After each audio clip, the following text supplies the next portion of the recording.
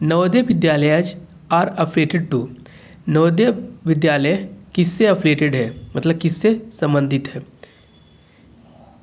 इसका आंसर हो जाएगा CBSE board. Central board of secondary education से एफिलिएटेड है नवोदय विद्यालय।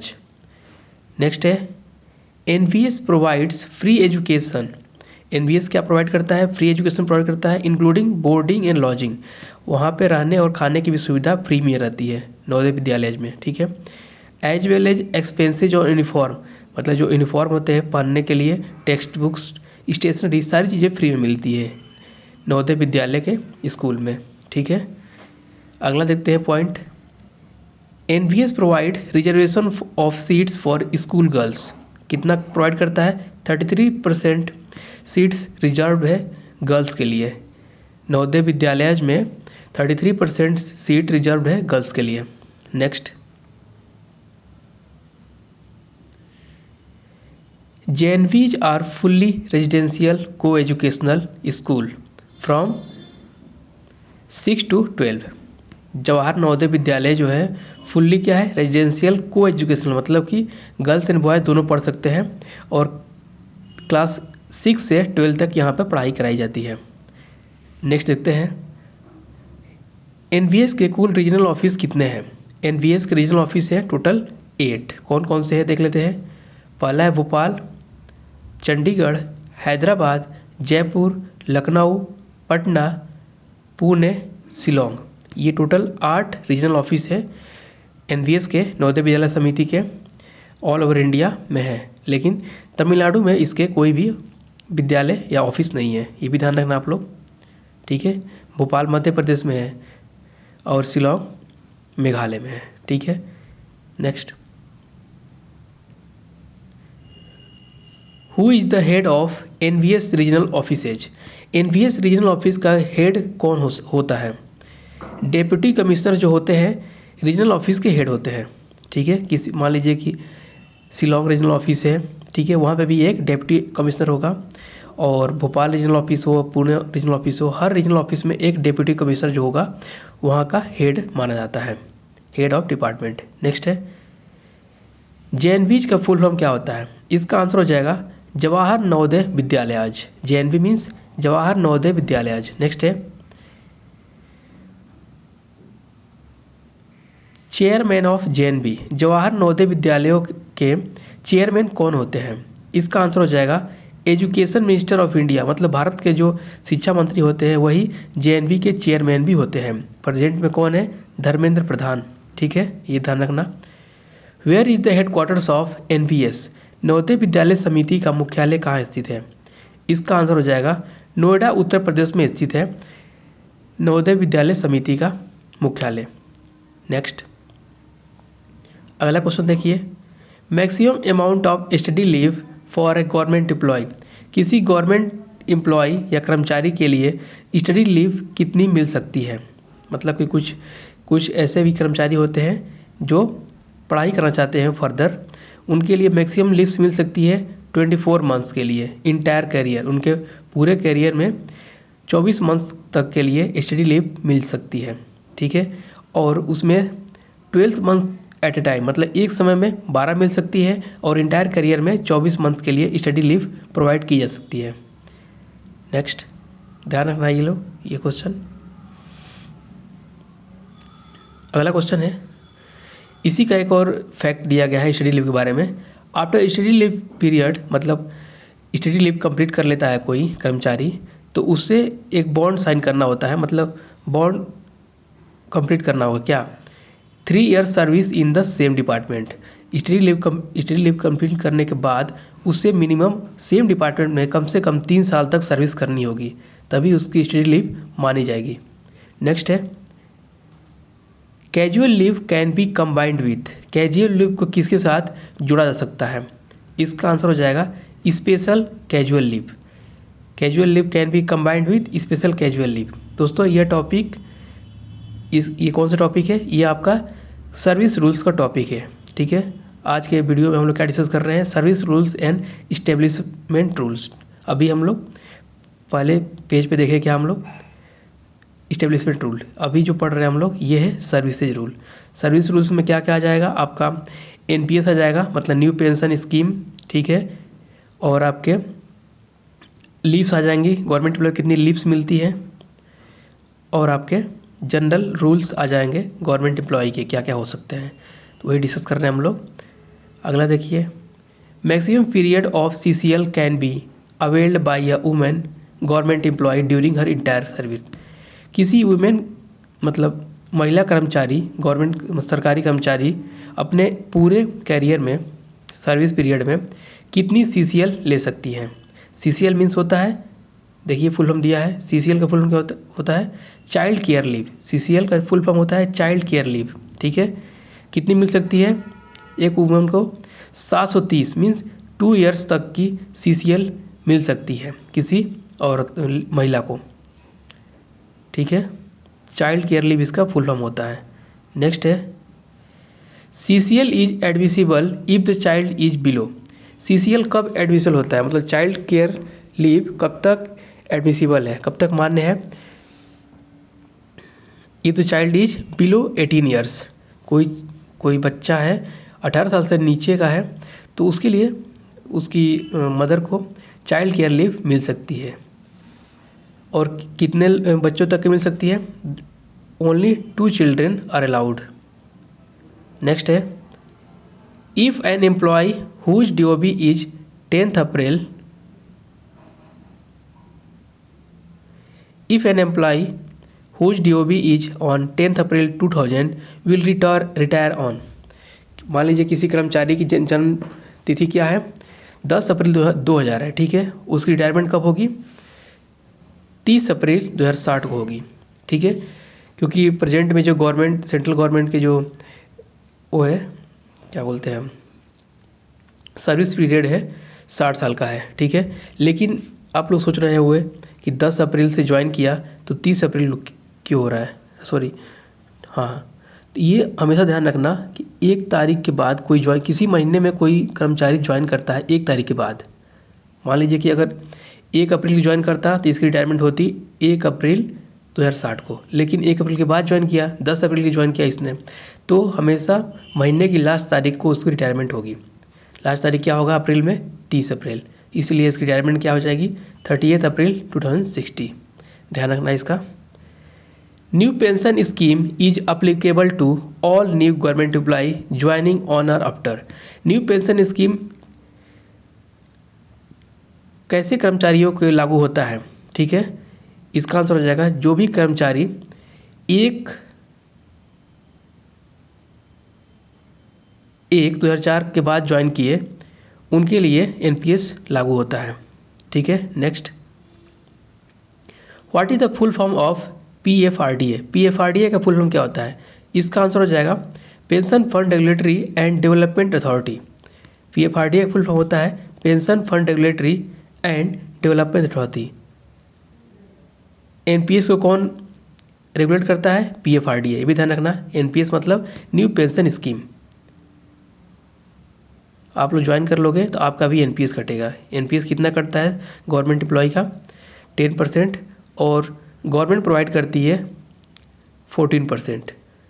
मतलब कि आपके एनपीएस में हर महीने 24% of your salary will be contributed, ठीक है। नेक्स्ट, अगला क्वेश्चन है, which pension is applicable to arm force employee. Arm force employee को कौन सी पेंशन दी जाती है, इसका आंसर हो जाएगा old pension scheme. Arm force employees को अभी भी ओल्ड पेंशन स्कीम दी जाती है, ठीक है। और नए जितने कर्मचारी ज्वाइन करते हैं उनको न्यू पेंशन स्कीम दी जाती है, लेकिन यह न्यू पेंशन स्कीम जो है, एनपीएस जो है, आर्म फोर्सेज में अप्लाई नहीं किया गया है। ध्यान रखना आप लोग, बाकी हर जगह एनपीएस अप्लाई हो चुका है। नेक्स्ट है,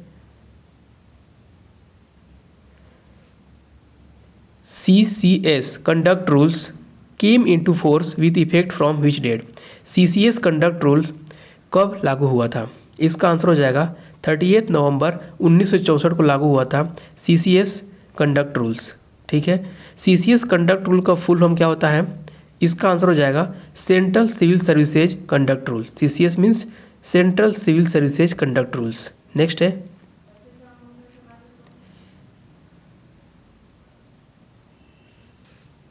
अगला क्वेश्चन है what behaviour is expected from a government employee at all times. किसी सरकारी कर्मचारी से कैसी बिहेवियर की कल्पना की जा सकती है। इसका आंसर हो जाएगा, देख लेते हैं, 3 पॉइंट है इसमें। पहला है मेंटेन ऑब्सोल्यूट इंटीग्रिटी, दूसरा है maintain absolute devotion to duty, ठीक है। और क्या एक्सपेक्ट कर सकते हैं, do nothing which is unbecoming of a government employee. ऐसा कुछ नहीं करना है जो उसे गवर्नमेंट एम्प्लॉय होने से रोके। नेक्स्ट है अगला क्वेश्चन है sexual harassment includes. Sexual harassment में क्या क्या शामिल होता है। इसका आंसर हो जाएगा, देखिए कौन कौन है।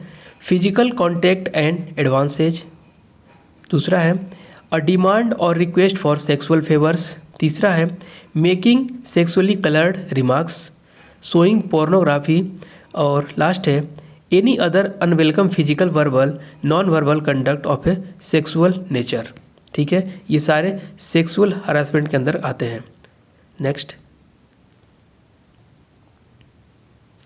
अगला क्वेश्चन है what is the maximum period of leave of any kind which can be allowed to a government employ.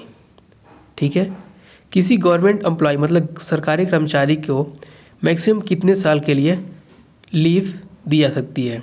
इसका आंसर हो जाएगा 5 ईयर्स तक की लीव मिल सकती है किसी सरकारी कर्मचारी को। ठीक है, अगला क्वेश्चन है paternity leave is allowed for how many days. Paternity leave कितने दिन के लिए अलाउ है। इसका आंसर हो जाएगा 15 डेज तक की पैटर्निटी लीव ली जा सकती है। ठीक है, और ये कितने बच्चों तक अलाउड है, अलाउड फॉर ओनली 2 चिल्ड्रन, मतलब कि आप 2 बार ले सकते हैं पैटर्निटी लीव 15 दिन का। ठीक है, एक और चीज़ है, ये कब कब ले सकते हैं हम लोग, बिफोर 1 मंथ और within 6 month after birth of a child. कोई बच्चा जन्म लेता है, ठीक है, और अब मान लीजिए आप उसके फादर हो, तो बच्चा जन्म लेने के 6 मंथ तक आप 15 दिन की जो पैटर्निटी लीव है ले सकते हैं। उसके बाद यह कोलैप्स हो जाती है, या तो बर्थ के 6 महीने बाद तक में ले सकते हैं, या बर्थ से 1 मंथ के पहले के बीच में ले सकते हैं। ध्यान रखना ये। RTI act came into force on which date. RTI act कब लागू हुआ था। इसका आंसर हो जाएगा 12 अक्टूबर 2005 को RTI एक्ट लागू हुआ था इंडिया में। नेक्स्ट CIC, जिसका फुल फॉर्म होता है chief information commissioner, is appointed by. Central CIC is appointed by हुम। सेंट्रल CIC की नियुक्ति कौन करता है। इसका आंसर हो जाएगा प्रेसिडेंट ऑफ इंडिया। वर्तमान में हमारे प्रेसिडेंट कौन है, रामनाथ कोविंद। नेक्स्ट अगला क्वेश्चन है the second schedule of the RTI act 2005 can be amended by. जो RTI एक्ट 2005 है उसका सेकेंड शेड्यूल है, उसको किसके द्वारा अमेंड किया जा सकता है, किसके द्वारा संशोधित किया जा सकता है। इसका आंसर हो जाएगा only central government can amend RTI act 2005। Next अगला क्वेश्चन है RTI act 2005 came into force after how many days of its enactment. RTI act 2005 कब लागू हुआ था, अपने इनैक्टमेंट के बाद, जब उसे इनेक्ट किया गया था उससे कितने दिन बाद लागू हो गया था। इसका आंसर हो जाएगा 120 days after enactment RTI act came into force. ठीक है, अगला क्वेश्चन देख लेते हैं। और एक और क्वेश्चन आ सकता है कि यह इनेक्ट कब हुआ था। RTI act 2005 enacted on which date. इसका आंसर हो जाएगा 15 जून 2005 को इनेक्ट हुआ था, उसके 120 डेज बाद इसको लागू कर दिया गया था। ठीक है, अगला क्वेश्चन देखिए which section of RTI act 2005 deals with obligations of public authorities. Obligations of public authorities के बारे में किस सेक्शन में बताया गया है RTI एक्ट 2005 के। इसका आंसर है सेक्शन 4 सब सेक्शन 1 में बताया गया है ऑब्लिगेशंस ऑफ पब्लिक अथॉरिटीज के बारे में RTI एक्ट 2005 में। Next, which section of RTI act 2005 deals with constitution of central information commissioner. ठीक है, आरटीआई एक्ट 2005 के किस सेक्शन में सेंट्रल इंफॉर्मेशन कमिश्नर के बारे में बताया गया है? इसका आंसर हो जाएगा सेक्शन 12M13 में बताया गया है। कॉन्स्टिट्यूशन मतलब कि सेंट्रल इंफॉर्मेशन कमीशन होना चाहिए इंडिया में, उसके बारे में बताया गया है, सेक्शन 12M13। अगला क्वेश्चन देखिए, which section of RTI act deals with exemption from disclosure of information? Which section of RTI act, RTI के कौन सेक्शन में exemption from disclosure of information, कोई इंफॉर्मेशन को डिस्क्लोज करना है या नहीं है उससे छूट हो मिल जाए, मतलब कि इस इंफॉर्मेशन को डिस्क्लोज नहीं किया जा सकता, यह किस सेक्शन में बताया गया है? इसका आंसर हो जाएगा सेक्शन 8 में बताया गया है, exemption from disclosure of information. मतलब कौन से इंफॉर्मेशन को डिस्क्लोजर मतलब कि शो करने से या बताने से छूट मिली हुई है, वो सेक्शन 8 में बताया गया है आरटीआई एक्ट 2005 के। अगला क्वेश्चन देखिए, मैक्सिमम नंबर ऑफ डेज या time limit for disposal of first appeal by the first appellate authority. First appellate authority के द्वारा किसी भी अपील को डिस्पोज करने के लिए टाइम लिमिट कितनी है? इसका आंसर हो जाएगा 30 to 45 डेज। ठीक है, अगला क्वेश्चन देखिए, which section deals with severability of the RTI act 2005? RTI act 2005 के किस सेक्शन में सेवरेबिलिटी के बारे में बताया गया है? अभी आगे देखेंगे हम लोग सेवरेबिलिटी का मतलब क्या होता है। ठीक है, यह बताया गया है section 10 of the RTI act में बताया गया है सेवरेबिलिटी के बारे में।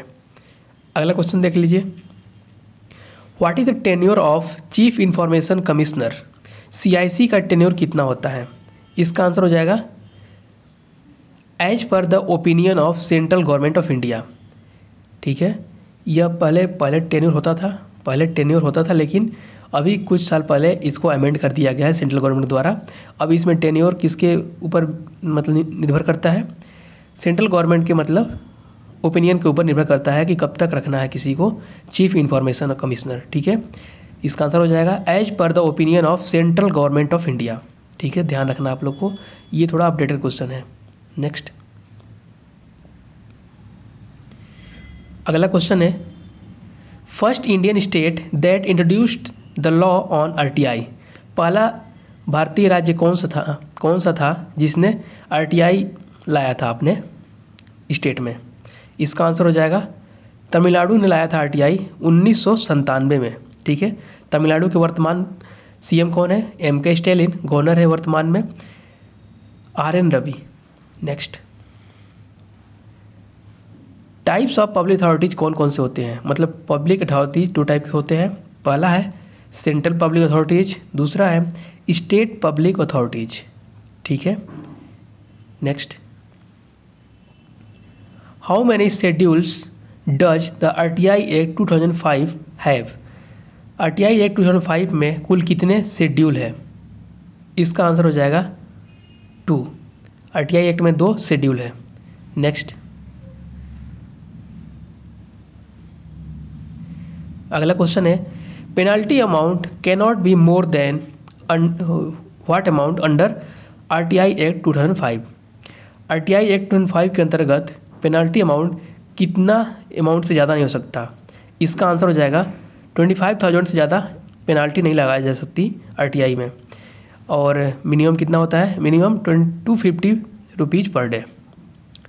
नेक्स्ट, अगला क्वेश्चन है, first CIC of India, Bharat के पहले चीफ इंफॉर्मेशन कमिश्नर कौन रहे? इसका आंसर हो जाएगा वजाहत हबीबुल्ला। ध्यान रखना इसका, ये इंपॉर्टेंट क्वेश्चन है। वजाहत Habibullah was the first CIC of India. दोस्तों, इस वीडियो से आपको जितना हो सके नोट्स बनानी है। ठीक है, वीडियो देख के छोड़ना नहीं है, और जब तक आपका एग्जाम नहीं हो जाता आपको नोट्स को रिवाइज करते रहना है। ठीक है, अगर वीडियो अच्छी लग रही हो, कुछ इन्फॉर्मेशन सही मतलब कुछ सीखने को मिल रहा हो तो वीडियो को लाइक कर देना, और चैनल पे नए हैं आप लोग चैनल को सब्सक्राइब कर लेना, क्योंकि ऐसी वीडियो आपके लिए मैं लाता रहूँगा।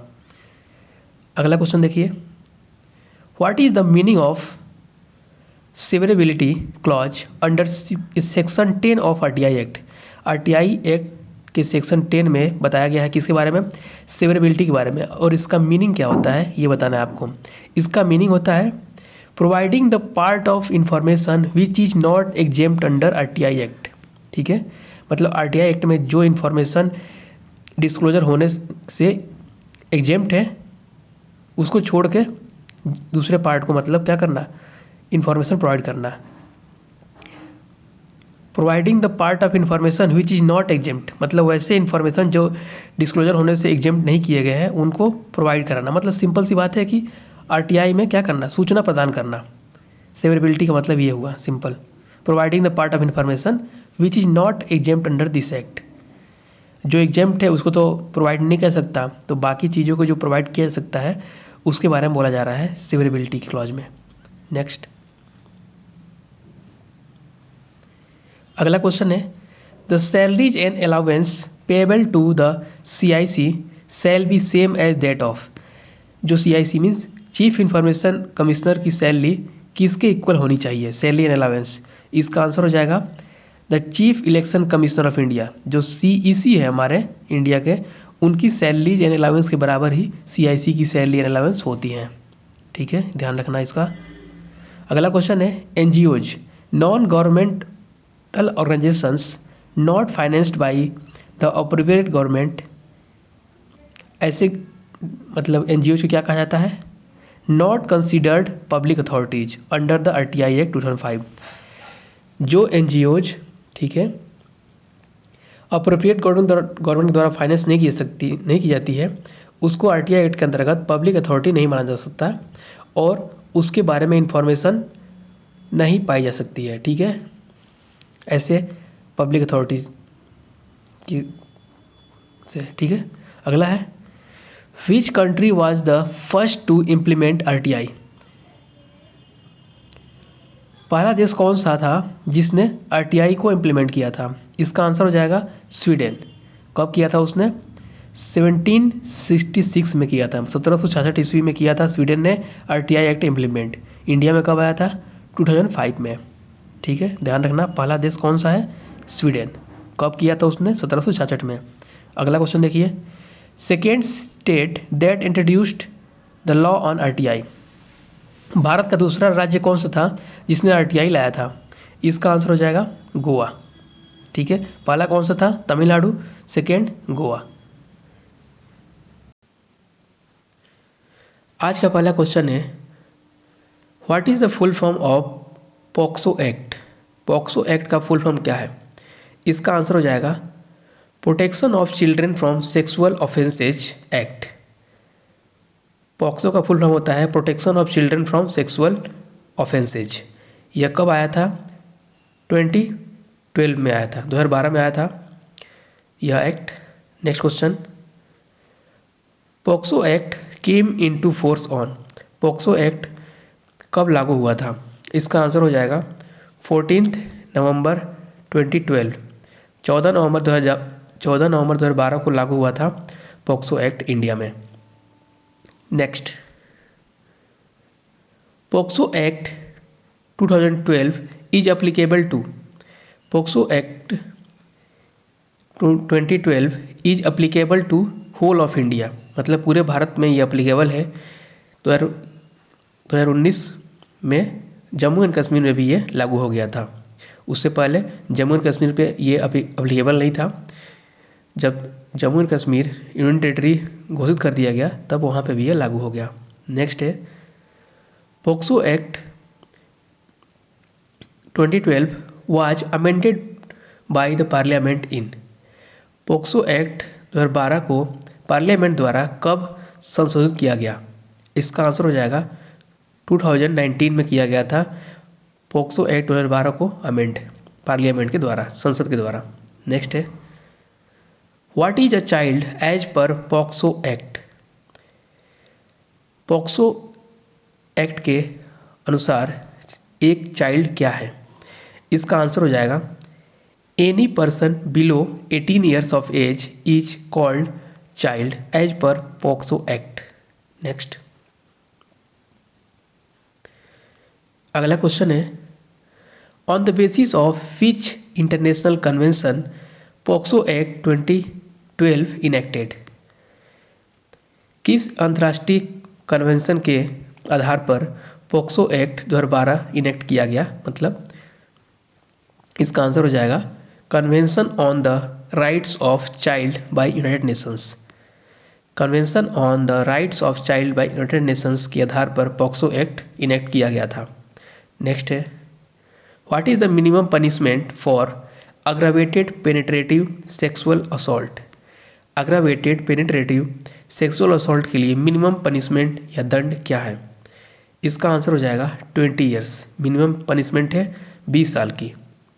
अगला question, what is the maximum punishment और extent of punishment for aggravated penetrative sexual assault.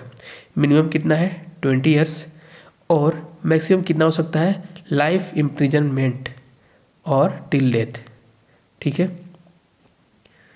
Sexual assault मतलब अग्रावेटेड पेनिट्रेटिव सेक्सुअल असॉल्ट में कोई पाया जाता है उसके लिए मैक्सिमम सज़ा कितनी हो सकती है, लाइफ इम्प्रिजनमेंट की, उम्र कैद की सज़ा हो सकती है मैक्सिमम। अगला क्वेश्चन है, penetrative sexual assault is defined under which section of POCSO act 2012।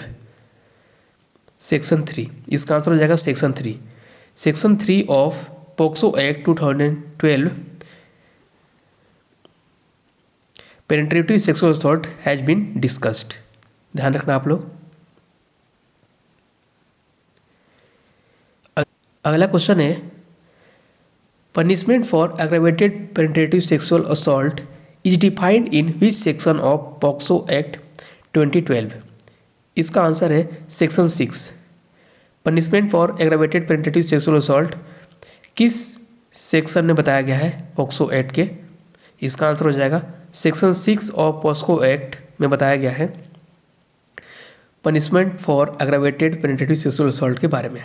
Next है, पनिशमेंट फॉर फॉल्स कंप्लेंट और फॉल्स इंफॉर्मेशन कितना हो सकता है। इसका आंसर हो जाएगा up to 6 months. False complaint और फॉल्स इंफॉर्मेशन के लिए पनिशमेंट या दंड अप टू मतलब 6 महीने तक का पनिशमेंट हो सकता है। Next, offences under POCSO act. POCSO act के अंतर्गत जो अपराध हैं क्या वो अवेलेबल है, नहीं, ये क्या है नॉन अवेलेबल है। अगला क्वेश्चन देखिए, which section of POCSO act 2012 prohibits the media to disclose the information of child. POCSO act 2012 के किस सेक्शन में यह बताया गया है कि मीडिया किसी बच्चे की इंफॉर्मेशन को डिस्क्लोज नहीं कर सकती जो सेक्सुअली असॉल्ट हुआ हो, हैरास हुआ हो अंडर पॉक्सो एक्ट। इस कौन सेक्शन बताया गया है, सेक्शन 23 में ऐसा बताया गया है। नेक्स्ट, अगला क्वेश्चन है, police officer shall not be in uniform while recording the statement of a child. यह किस सेक्शन में बताया गया है। किसी सेक्सुअली असॉल्ट चाइल्ड का स्टेटमेंट लेना हो या रिकॉर्ड करना स्टेटमेंट, तो पुलिस ऑफिसर को यूनिफॉर्म में नहीं होना चाहिए। पुलिस ऑफिसर मतलब यूनिफॉर्म में रहेंगे तो उससे बच्चे डर जाएंगे और सही से स्टेटमेंट नहीं दे पाएंगे, इसलिए उनको यूनिफॉर्म में अलाउ नहीं है while recording the statement of a child. यह किस सेक्शन के अंतर्गत बताया गया है। इसका आंसर हो जाएगा section 24 of POCSO act 2012। Next, which question shall not be permitted to put in cross examination before the child. कैसे क्वेश्चन किसी चाइल्ड के क्रॉस एग्जामिनेशन के समय पूछने से मनाही है। इसका आंसर हो जाएगा अग्रेसिव क्वेश्चनिंग और character assassination of child. Aggressive questioning allow नहीं है और character assassination of child allow नहीं है while cross examination before the child. अगला क्वेश्चन है, under the POCSO act the trial must be completed within period of what. POCSO act के अंतर्गत किसी ट्रायल या मुकदमा, ठीक है, को कितने टाइम में कंप्लीट कर दिया जाना चाहिए। इसका आंसर हो जाएगा with in one year after taking cognizance. संज्ञान लेने के 1 साल के अंतर्गत उसको क्या कर देना चाहिए, कंप्लीट कर दिया जाना चाहिए। अगला क्वेश्चन देखिए, who is empowered under the POCSO act 2012 to make rules. POCSO act 2012 में नियम बनाने के पावर किसको दी गई है? इसका आंसर हो जाएगा the central government of India. Central government of India is empowered under the POCSO act 2012 to make rules. Central government को पावर दी गई है पॉक्सो एक्ट 2012 में रूल्स बनाने के लिए। अगला क्वेश्चन है the medical examination of a girl child of sexual assault shall be conducted by. किसी गर्ल चाइल्ड के मेडिकल एग्जामिनेशन को कौन कंडक्ट कर सकता है जो सेक्सुअली असॉल्ट की गई हो। यदि कोई गर्ल चाइल्ड सेक्सुअली असॉल्ट हुई है उसका मेडिकल एग्जामिनेशन किसके द्वारा किया जा सकता है? इसका आंसर हो जाएगा only A lady doctor can examine a girl child of sexually assault. Only A lady doctor, महिला डॉक्टर ही उसका एग्जामिनेशन कर सकती है, मेडिकल एग्जामिनेशन। अगला क्वेश्चन देखिए, can a child B detained in the police station in the night. क्या किसी बच्चे को पुलिस स्टेशन में रात में रुका जा सकता है, रात के समय रुका जा सकता है कि नहीं? इसका आंसर हो जाएगा no. A child can't be detained in the police station in the night. ध्यान रखना, पॉक्सो एक्ट में ये भी बताया गया है। अगला क्वेश्चन देखिए, is storage of pornographic material involving a child an offence. क्या ऐसे पोर्नोग्राफिक मटेरियल जिसमें चाइल्ड इन्वॉल्व हो, मतलब कि बच्चों के पोर्नोग्राफिक मटेरियल को स्टोर करना क्या अपराध है? यस, यह एक अपराध है according to POCSO act. Next, अगला क्वेश्चन है what is the single most important reason under the POCSO act to invite action. इसका आंसर है सेक्सुअल इंटरेस्ट। किसी भी चीज़ में अगर सेक्सुअल इंटरेस्ट शामिल है तो वह सिंगल मोस्ट इंपॉर्टेंट रीजन है under the POCSO act to invite action. मतलब एक्शन लेने के लिए यह सिंगल मोस्ट इंपॉर्टेंट रीजन है, ठीक है, एक्शन लिया जाना चाहिए। जिस चीज़ में सेक्सुअल इंटरेस्ट है, ठीक है, उसमें एक्शन लेना जरूरी है। Next, if any question arises in any proceedings before the special court whether a person is child or not the issue will be decided by। यदि किसी प्रोसीडिंग या ट्रायल या मुकदमे में यह क्वेश्चन अराइज होता है कि एक पर्सन चाइल्ड है या नहीं, तो ऐसे इश्यू को किसके द्वारा डिसाइड किया जा सकता है, किसके द्वारा निर्णय लिया जा सकता है? इसका आंसर हो जाएगा the special court can decide this issue. The prime minister of India is appointed bye home. प्रधानमंत्री की नियुक्ति किसके द्वारा की जाती है इंडिया में? इसका आंसर हो जाएगा द प्रेसिडेंट ऑफ इंडिया के द्वारा प्राइम मिनिस्टर की नियुक्ति की जाती है। ये आपका लीगल एप्टीट्यूड का क्वेश्चन रहा। अगला क्वेश्चन देखिए, for the purpose of higher education of the subscribers children a partial withdrawal from the employees contribution is admissible up to. ठीक है, ये आपका सर्विस रूल्स का क्वेश्चन है।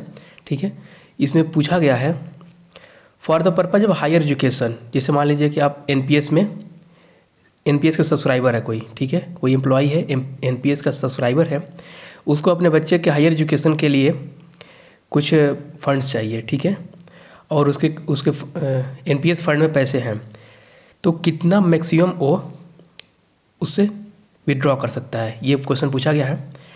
तो इसका आंसर हो जाएगा 25% of employees contribution is admissible. ठीक है, मतलब उतना विड्रॉ कर सकता है, ये प्रावधान है एनपीएस में। ठीक है, एनपीएस को रेगुलेट कौन करता है? PFRDA, pension fund regulatory and development authority of India. PFRDA के द्वारा इसको मॉनिटर किया जाता है एनपीएस को। फिर से रिपीट कर दे रहा हूँ मैं, for the purpose of higher education of the subscriber children a partial withdrawal from the employees contribution is admissible up to 25%। ठीक है, इतना परसेंट कंट्रीब्यूशन का वो लोग विड्रॉ कर सकते हैं। अगला क्वेश्चन देखिए, the union list, the state list and the concurrent list is are related to. Union list, state list and concurrent list किससे संबंधित है? इसका आंसर हो जाएगा 7th schedule of the Indian constitution. ठीक है, union list, state list and concurrent list भारतीय संविधान के 7वें शेड्यूल से संबंधित है, मतलब 7वें शेड्यूल में इसका प्रावधान है। इसमें इसका बताया गया है union list, state list and concurrent list के बारे में। नेक्स्ट, अगला क्वेश्चन है, under the RTI act can a member of parliament और मेंबर ऑफ लेजिस्लेचर, मतलब एमपी और एमएलए के बारे में पूछा गया है। आरटीआई एक्ट में यह पूछा गया है, क्या एक एमपी और MLA be appointed as CIC, क्या किसी एमपी और एमएलए को चीफ इंफॉर्मेशन कमिश्नर बनाया जा सकता है? नो, इसका आंसर हो जाएगा नहीं। किसी एमपी एमएलए को आरटीआई में चीफ इंफॉर्मेशन कमिश्नर नहीं बनाया जा सकता है। ये भी ध्यान रखना आप लोग, ये क्वेश्चन आया हुआ है पिछली बार के एग्जाम में। Next, are cabinet papers including records of deliberation of council of ministers exempted from disclosure? इसका आंसर हो जाएगा yes, it is true. Means cabinet papers including records of deliberation of the council of ministers exempted from disclosure, मतलब इसकी information RTI act के तहत नहीं ली जा सकती है। ठीक है, cabinet papers including records of deliberation of council of ministers, council of minister की जो मीटिंग होती है या उनका जो डेलिब्रेशन मतलब भाषण होता है, उसकी आरटीआई एक्ट के तहत इंफॉर्मेशन नहीं प्राप्त की जा सकती है, इसीलिए इसका आंसर हो जाएगा यस। नेक्स्ट है, what was the ground for proclaiming emergency in 1975? ये भी आपका लीगल एप्टीट्यूड क्वेश्चन है। बहुत लोग पूछते हैं कि लीगल एप्टीट्यूड कहाँ से पढ़ें, तो लीगल एप्टीट्यूड आपको पॉलिटी या इंडियन कॉन्स्टिट्यूशन को ही पढ़ना है, वही आपका लीगल एप्टीट्यूड माना जाता है। इसका आंसर हो जाएगा इंटरनल डिस्टर्बेंस।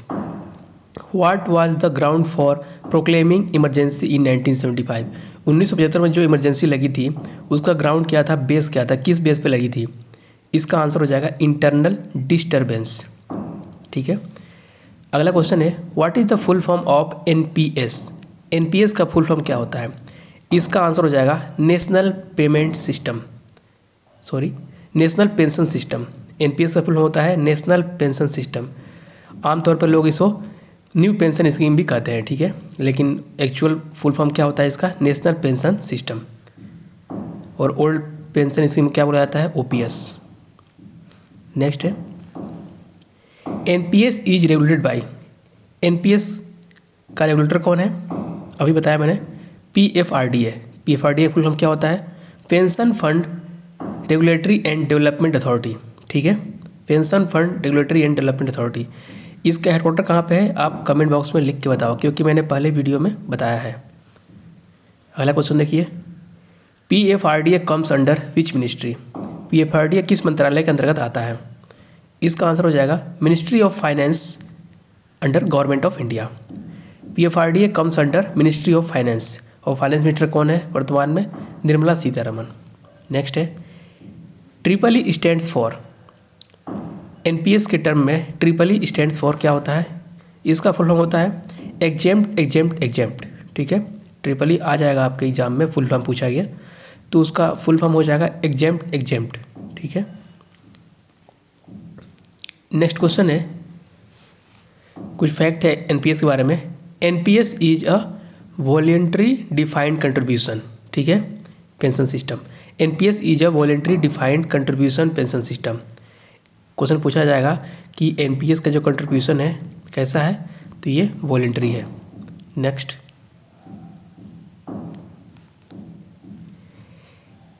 एनपीएस ट्रस्ट क्या है? What is NPS trust? National pension system trust क्या है? इसका आंसर हो जाएगा it is a specialised division of PFRDA. PFRDA के अंदर एक स्पेशलाइज्ड डिवीजन है जो एनपीएस का काम करता है। ठीक है, एनपीएस रिलेटेड सारे काम करता है एनपीएस ट्रस्ट।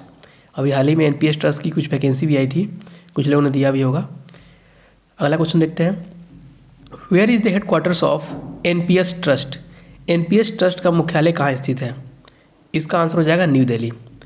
न्यू दिल्ली के सीएम कौन है? अरविंद केजरीवाल। और गवर्नर यहाँ के Anil Baijal. Next, who is the current CEO of NPS trust? NPS trust के वर्तमान सीईओ कौन है? इसका आंसर हो जाएगा Munish Malik is the current CEO of NPS trust. दोस्तों, जो एनपीएस वाला टॉपिक है ये आपका सर्विस रूल्स के अंतर्गत आता है, ठीक है, ये ध्यान रखना। When did government of India make NPS on entirely tax free instrument in India? Government of India ने एनपीएस को इंटायरली टैक्स फ्री इंस्ट्रूमेंट कब बनाया था? कब से बनाया था इसको? इसका आंसर हो जाएगा 10 दिसंबर 2018 से 10 दिसंबर 2018 से गवर्नमेंट ऑफ इंडिया ने एनपीएस को इंटायरली टैक्स फ्री इंस्ट्रूमेंट घोषित किया था, ठीक है, 10 दिसंबर 2018। अगला क्वेश्चन देख लेते हैं।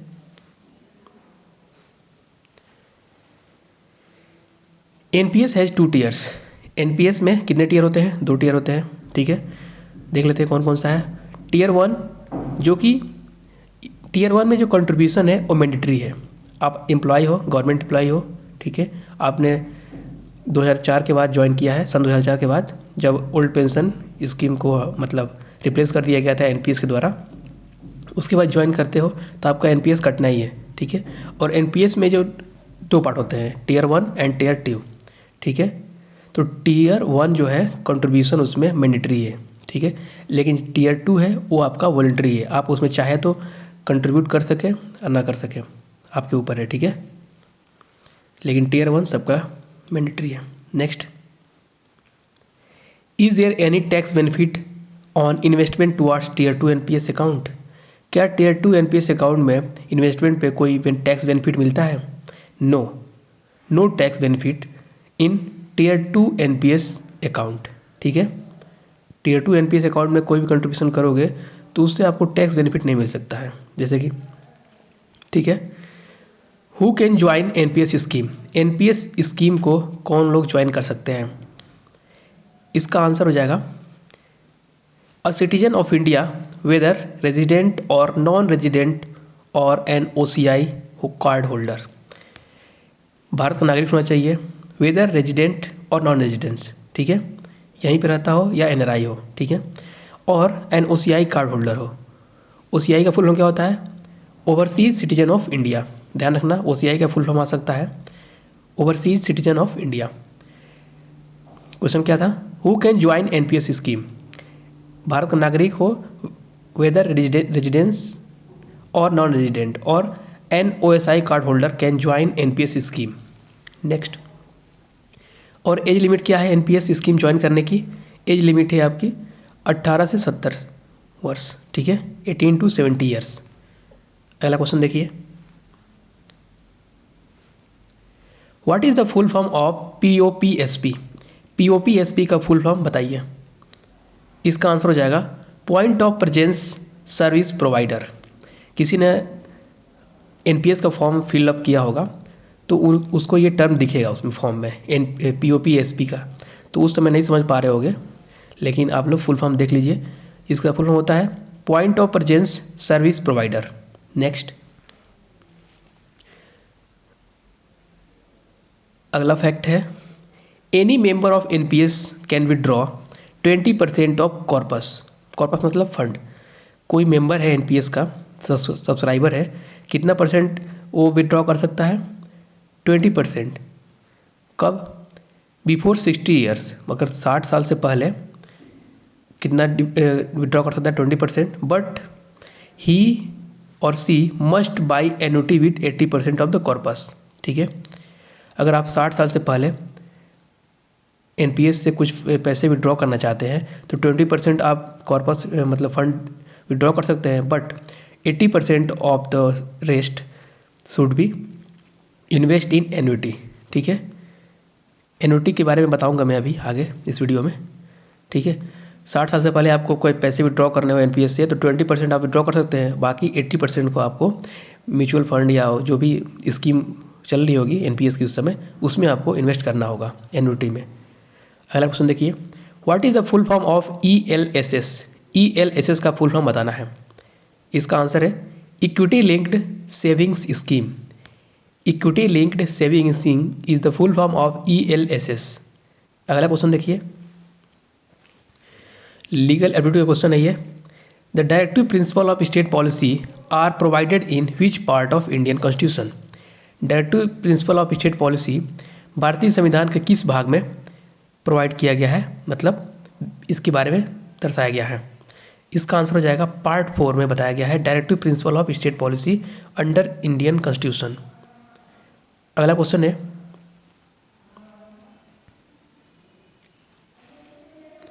Interest for the accumulation under NPS is prescribed bye. Interest for the accumulation under NPS is prescribed bye. इसका आंसर हो जाएगा सेंट्रल गवर्नमेंट। जो एनपीएस के अंदर इंटरेस्ट का प्रोविजन मतलब इंटरेस्ट रेट है, कौन एक्यूमुलेट करता है, सेंट्रल गवर्नमेंट एक्यूमुलेट करती है इंटरेस्ट को। Next, under which article of the constitution the emergency was proclaimed in 1975। अभी क्वेश्चन पीछे पूछा गया था कि किस ग्राउंड पे इमरजेंसी लगी थी 1975 में, तो वो था इंटरनल डिस्टर्बेंस। लेकिन किस आर्टिकल तक लगी थी, ये आर्टिकल का नाम है article 352 section 1 sub section 1। Article 352 section 1। Next, NPS allots pension account to. NPS में आप सब्सक्राइबर हैं, आप मेंबर हैं एनपीएस के, तो सभी को एनपीएस क्या प्रोवाइड करता है, पेंशन अकाउंट भी प्रोवाइड करता है साथ में, ठीक है। एवरी सब्सक्राइबर, सभी सब्सक्राइबर को पेंशन अकाउंट प्रोवाइड करता है, मतलब बाद में उनको पेंशन भी मिलेगी आफ्टर रिटायरमेंट, ठीक है। अगला क्वेश्चन है, has the pension fund manager the liberty to invest the fund outside India.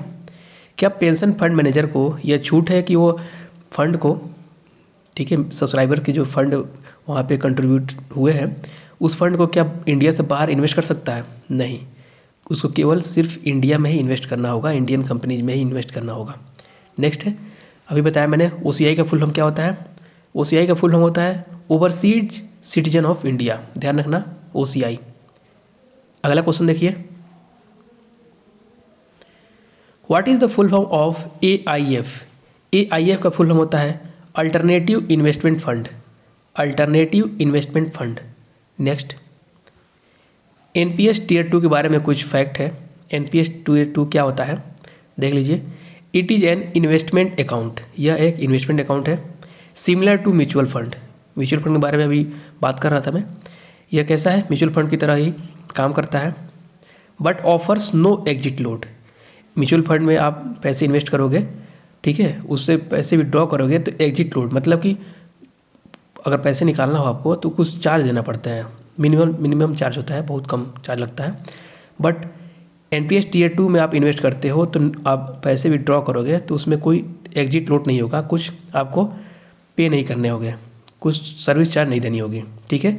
No commission, commission नहीं देना होगा, बट आपको इसमें गुड रिटर्न में मिलेगा लाइक म्यूचुअल फंड्स, ठीक है। उम्मीद करता हूँ समझ गए आप लोग। क्या बताया मैंने, एनपीएस टीयर 2 क्या है, it is an investment account similar to a mutual fund, mutual की तरह काम करता है।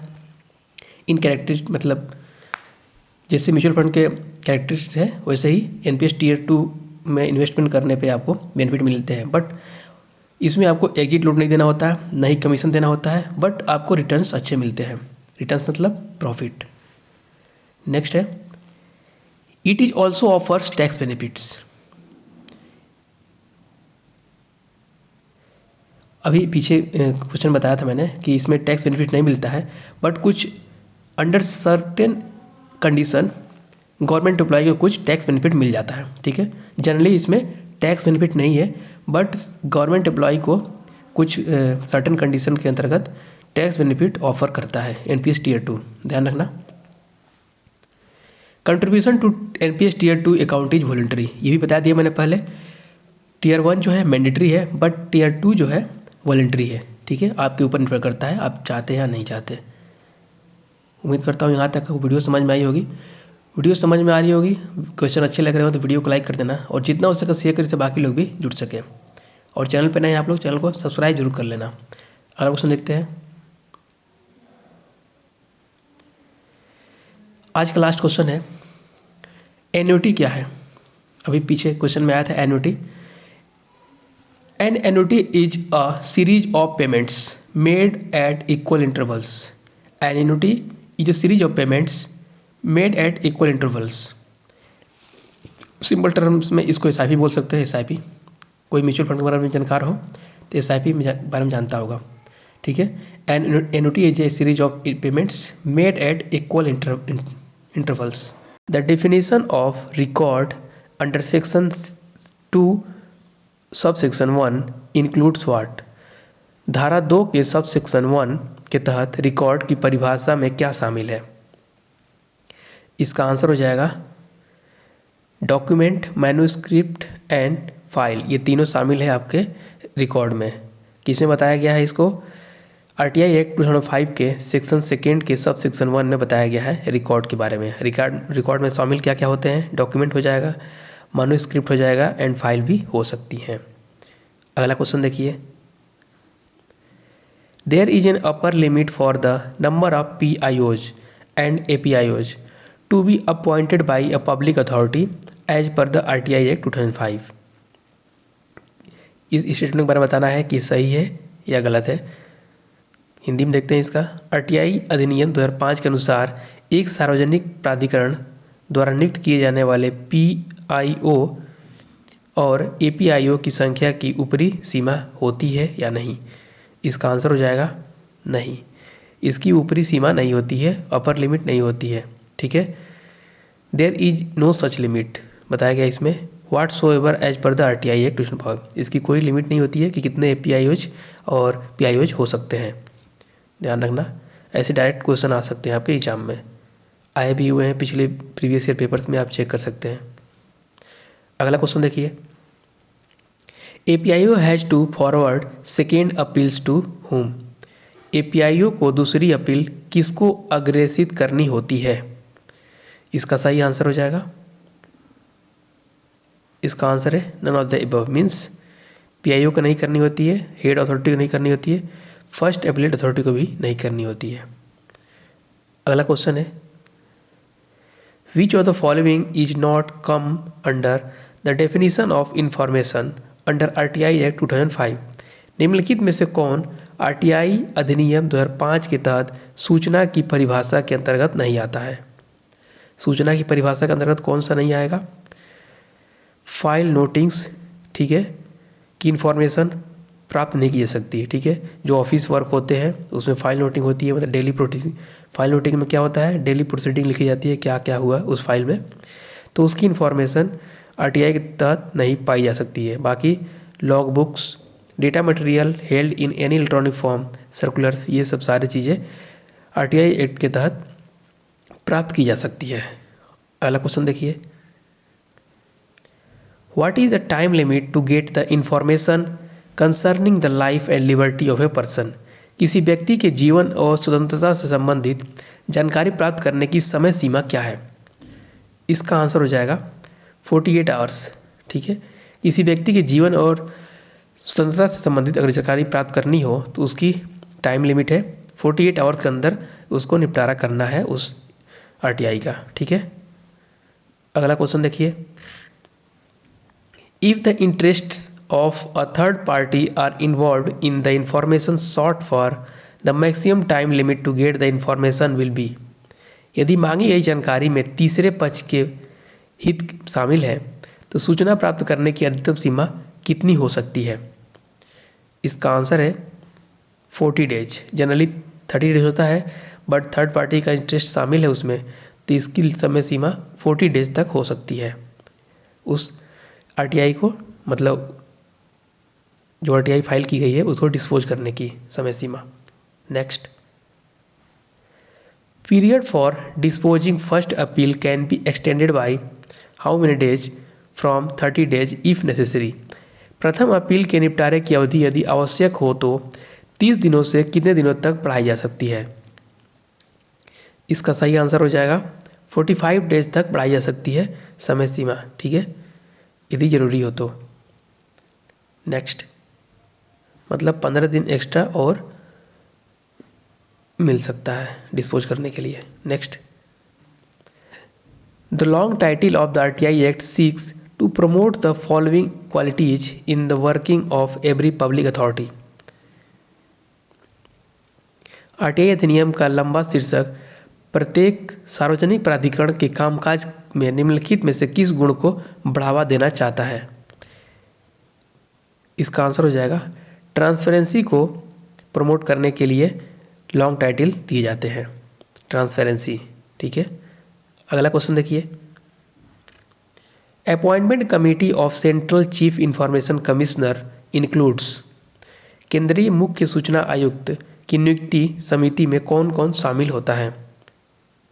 इसका सही आंसर है all of the above, means chief information commissioner के नियुक्ति के लिए समिति में prime minister, leader of the opposition in Lok Sabha and one union cabinet minister to be nominated by the prime minister, ये तीनों लोग अपॉइंटमेंट कमेटी में शामिल होते हैं चीफ इंफॉर्मेशन कमिश्नर की।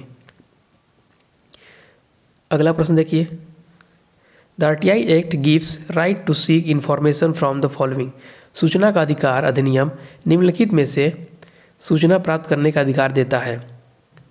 कैसी सूचना प्राप्त करने का अधिकार देता है? इसका आंसर हो जाएगा पब्लिक अथॉरिटी से सूचना प्राप्त करने का अधिकार देता है RTI act. Public authority means government agencies we can say. Next, central chief information commissioner is appointed by. केंद्रीय मुख्य सूचना आयुक्त की नियुक्ति किसके द्वारा की जा सकती है? इसका सही आंसर है प्रेसिडेंट।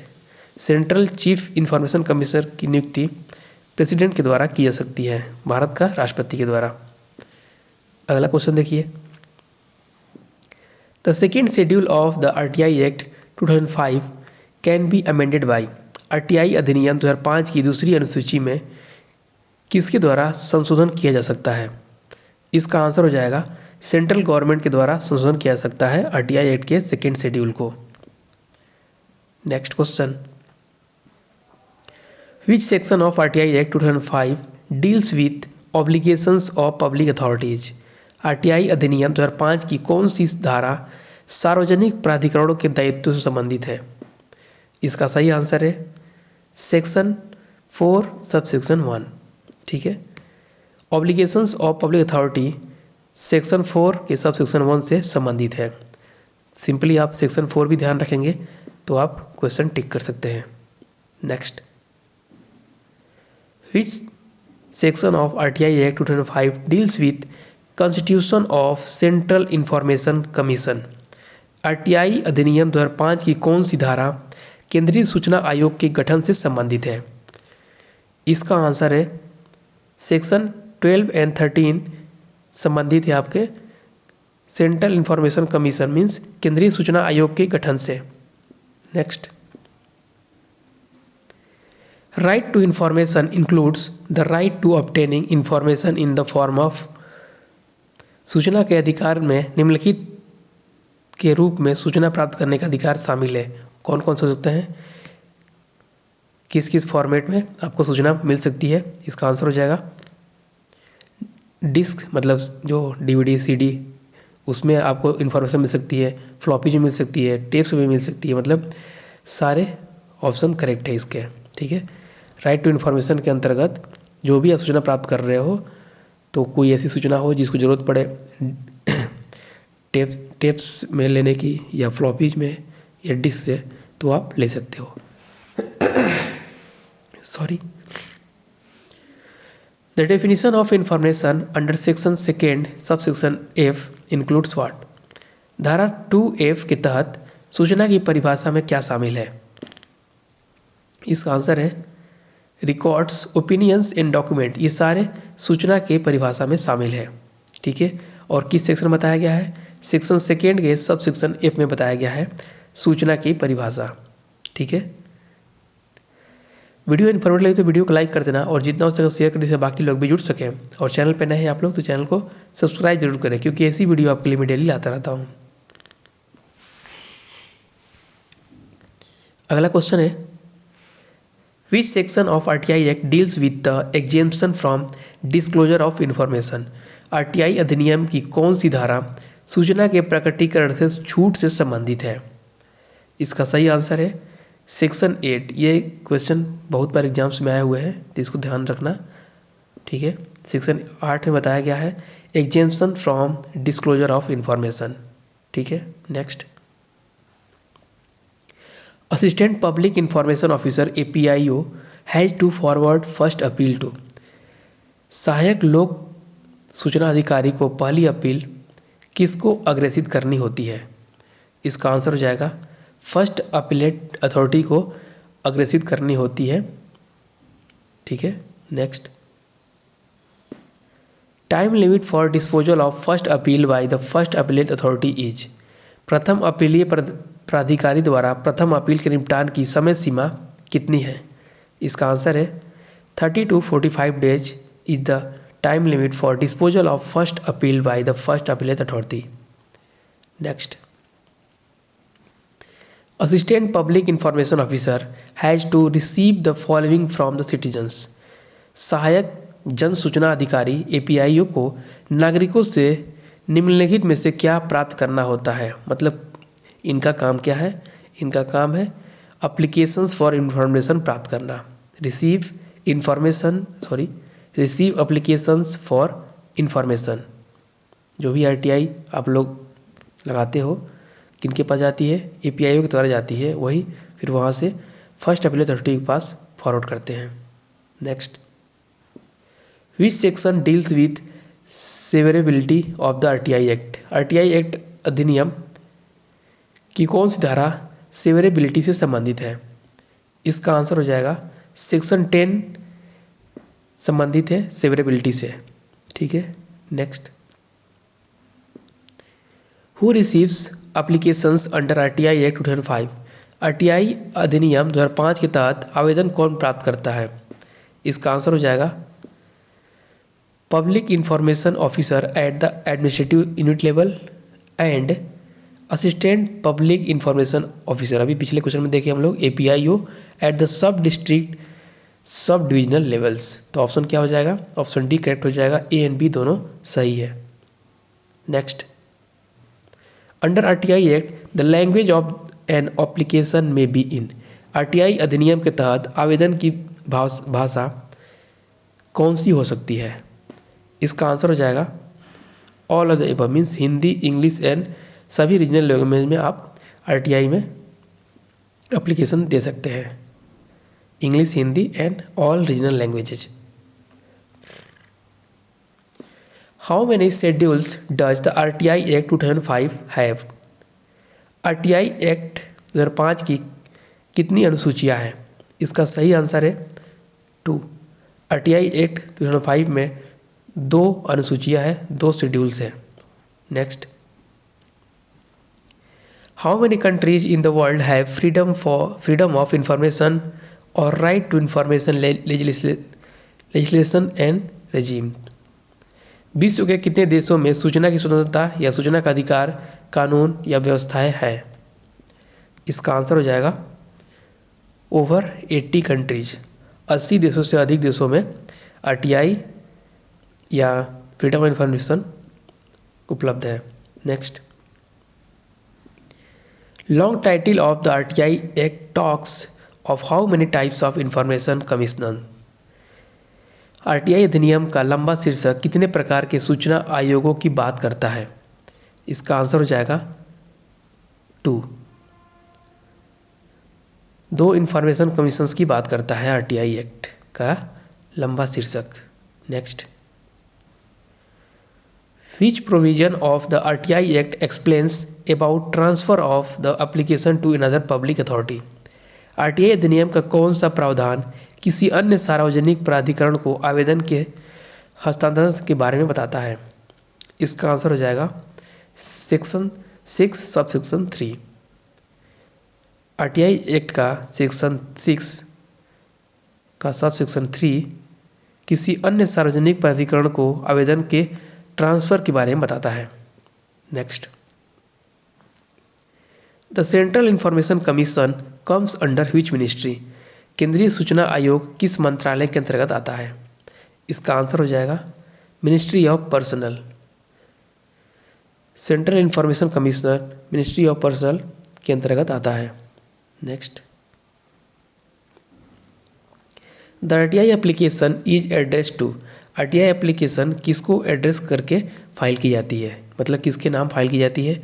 इसका आंसर हो जाएगा पब्लिक इंफॉर्मेशन ऑफिसर के को एड्रेस की जाती है RTI application. Next, who can file an RTI. RTI कौन दाखिल कर सकता है? इसका सही आंसर हो जाएगा only Indian nationals can file an RTI. ठीक है, केवल भारतीय नागरिक ही आरटीआई फाइल कर सकते हैं। The total number of members of the legislative council can in no case be less than. विधान परिषद के सदस्यों की कुल संख्या किसी भी स्थिति में किससे कम नहीं हो सकती है? इसका आंसर हो जाएगा 40। विधानसभा के सदस्यों की कुल संख्या 40 से किसी स्थिति में कम नहीं हो सकती है। अगला क्वेश्चन देखिए, Indian citizenship is lost when. भारतीय नागरिकता कब खो जाती है? इसका आंसर हो जाएगा option D means all of the above, मतलब ये तीनों केस में इंडियन सिटीजन खो सकती है। पहला देख लेते हैं, a person acquires a foreign citizenship. यदि कोई पर्सन दूसरी देश की सिटीजनशिप ले लेता है तो उसकी इंडियन सिटीजनशिप लॉस्ट हो जाएगी। नेक्स्ट है, the person renounce the citizenship. कोई पर्सन खुद ही अपना क्या कर देता है, सिटीजनशिप मतलब हट जाता है, उससे छोड़ देता है, तो उससे भी उसकी चली जाएगी। नेक्स्ट है, the government deprives a person of citizenship some cause. किसी वजह से गवर्नमेंट किसी आदमी का सिटीजनशिप अगर मतलब हटा लेती है, वापस ले लेती है, उससे भी इंडियन सिटीजनशिप खो सकती है। ये तीनों ऑप्शन करेक्ट हैं, all of the above answer हो जाएगा। Next, the phrase bicameral legislature means. द्विसदनीय विधायिका का वाक्यांश का क्या अर्थ है? इसका आंसर हो जाएगा जहाँ जिस राज्य में बाइकामेरल लेजिस्लेचर होता है वहाँ पे legislature consisting of lower and upper chamber, मतलब दोनों होते हैं वहाँ पे, विधानसभा एंड विधान परिषद दोनों होते हैं, उसको बोला जाता है बिकामेरल लेजिस्लेचर, मतलब द्विसदनीय विधायिका। Next, Indian citizenship is granted by. भारतीय नागरिकता किसके द्वारा प्रदान की जाती है? इसका आंसर हो जाएगा मिनिस्ट्री ऑफ होम अफेयर्स के द्वारा प्रदान की जाती है इंडियन सिटीजनशिप। प्रेजेंट में होम अफेयर्स मिनिस्टर कौन है? इसका आंसर हो जाएगा अमित शाह। अगला क्वेश्चन देखिए, who among the following is the chairman of the national integration council. निम्नलिखित में से कौन राष्ट्रीय एकता परिषद का अध्यक्ष है? इसका आंसर हो जाएगा द प्राइम मिनिस्टर।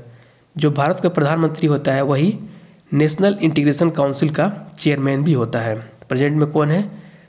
प्रधानमंत्री नरेंद्र मोदी। ठीक है, next, within what period the parliament has to approve financial emergency declared by the president. राष्ट्रपति द्वारा घोषित वित्तीय आपातकाल को संसद को किस अवधि के लिए मंजूरी देनी होती है? इसका आंसर हो जाएगा 2 months।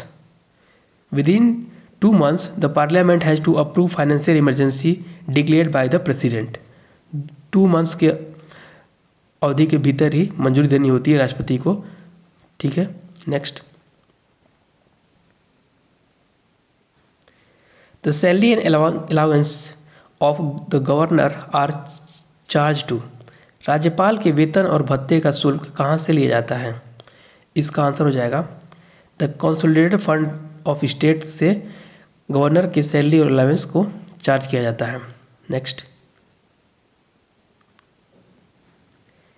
GVK Rao committee on panchayat raj is constituted on. Panchayat raj पर GVK राव समिति का गठन कब किया गया था? इसका आंसर हो जाएगा 1985 में किया गया था GVK Rao committee on Panchayati Raj. Next, who among the following is not a member of any of the 2 houses of the country. निम्नलिखित में से कौन हमारे देश के दोनों सदनों में से किसी का भी सदस्य नहीं है? इसका आंसर हो जाएगा प्रेसिडेंट जो होता है दोनों सदनों में से किसी का भी सदस्य नहीं होता है, मेंबर नहीं होता है। ठीक है, आप ऑप्शन इसका सी करेक्ट हो जाएगा, president. Next, which of the following is a feature of federal government? निम्नलिखित में से कौन संघीय सरकार की एक विशेषता है? इसका आंसर हो जाएगा division of powers between federal and state government. यह संघीय सरकार की एक विशेषता है, federal government. Next, Indian constitution is made up of how many words? भारतीय संविधान कितने शब्दों से मिलकर बना है? इसका आंसर हो जाएगा 1,17,369 शब्दों से मिलकर बना है हमारा संविधान, 1,17,369। Next, article 43A of the Indian constitution, participation of workers in management of industries deals with. भारतीय संविधान का अनुच्छेद 43A उद्योगों के प्रबंधन में श्रमिकों की भागीदारी से संबंधित है। तो ये किससे, इसका आंसर क्या हो जाएगा? The directive principle of state policy, directive principle of state policy से यह संबंधित है, आर्टिकल 43A, जिसमें participation of workers in management of industries के बारे में बताया गया है। अगला क्वेश्चन देखिए, who among the following can attend meetings of the union cabinet? निम्नलिखित में से कौन केंद्रीय मंत्रिमंडल की बैठकों में भाग ले सकता है? इसका आंसर हो जाएगा all of the above, means cabinet minister, state minister and deputy minister तीनों केंद्रीय मंत्रिमंडल की बैठक में भाग ले सकते हैं। दोस्तों, वीडियो इन्फॉर्मेटिव लग रही है तो वीडियो को लाइक कर देना और जितना हो सके शेयर करें जिससे बाकी लोग भी जुड़ सके। और चैनल पे नए हैं आप लोग तो चैनल को सब्सक्राइब जरूर करें, साथ में बेल आइकन प्रेस कर दें जिससे आपको नोटिफिकेशन मिलती रहे। अगला क्वेश्चन देखिए, who of the following became prime minister of India without becoming a union cabinet minister? निम्नलिखित में से कौन केंद्रीय कैबिनेट मंत्री के बने बिना भारत के प्रधानमंत्री बने थे? इसका आंसर हो जाएगा एच डी देवगौड़ा। एच डी देवगौड़ा केंद्रीय कैबिनेट मंत्री बने बिना भारत के प्रधानमंत्री बने थे। Next, the portfolios among the members of the council of ministers are allocated by? मंत्रिपरिषद के सदस्यों के बीच विभागों का आवंटन किसके द्वारा किया जाता है? इसका आंसर हो जाएगा the president on the recommendation of prime minister. अगला क्वेश्चन देखिए, the council of ministers in state assembly holds office during the pleasure of? राज्य विधानसभा में मंत्रिपरिषद किसके प्रसाद पर्यंत पर धारण करता है? इसका आंसर हो जाएगा governor. The council of minister in state assembly holds office during the pleasure of the governor. राज्यपाल के प्रसाद पर्यंत पद धारण करता है राज्य विधानसभा में मंत्रिपरिषद। Next, which of the following does not come under fundamental duties? निम्नलिखित में से कौन मौलिक कर्तव्य के अंतर्गत नहीं आता है? इसका आंसर हो जाएगा to protect freedom of speech and expression, मौलिक कर्तव्य के अंतर्गत नहीं आता है। Next, comptroller and auditor general of India is appointed for how many years? भारत के नियंत्रक एवं महालेखा परीक्षक की नियुक्ति कितने वर्षों के लिए की जाती है?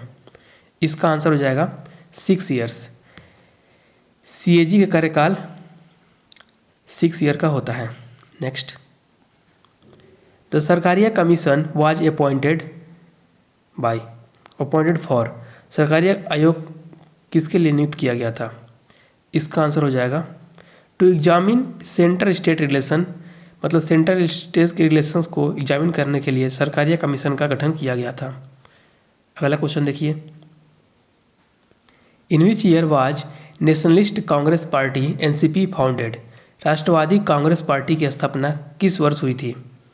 इसका आंसर हो जाएगा 1999। 1999 में एनसीपी की स्थापना हुई थी, nationalist congress party. Next,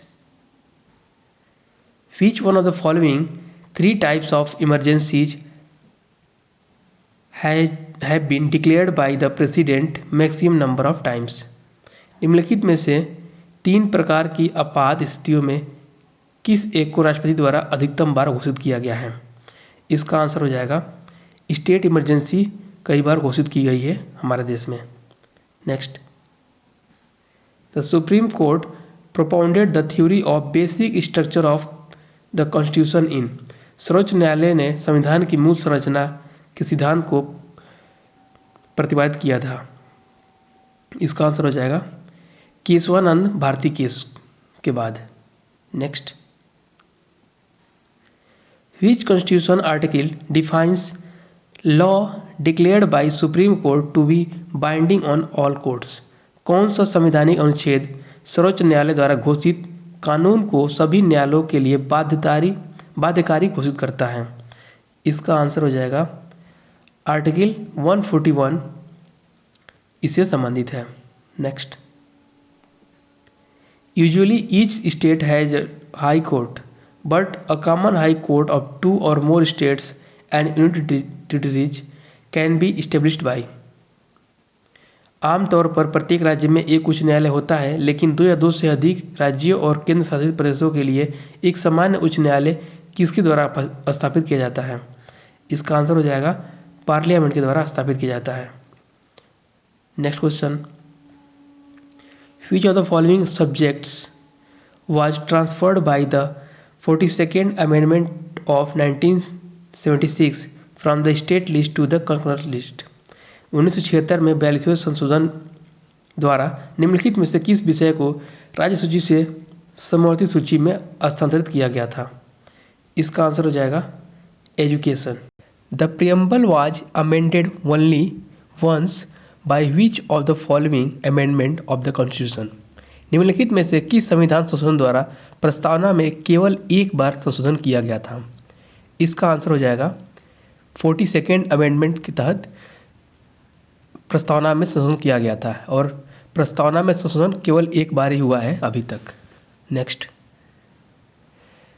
42nd amendment को मिनी कॉन्स्टिट्यूशन भी कहा जाता है, ये भी ध्यान रखना। Next question, the constitution of India came into force on. Bharat का संविधान कब लागू हुआ? इसका आंसर हो जाएगा 26 जनवरी 1950 को लागू हुआ था भारत का संविधान, जिसे हम लोग रिपब्लिक डे के दिवस के रूप में मनाया जाता है। और 26 नवंबर 1949 को क्या हुआ था? कॉन्स्टिट्यूशन स्वीकार कर लिया गया था। Next question, part 4 of the Indian constitution deals with.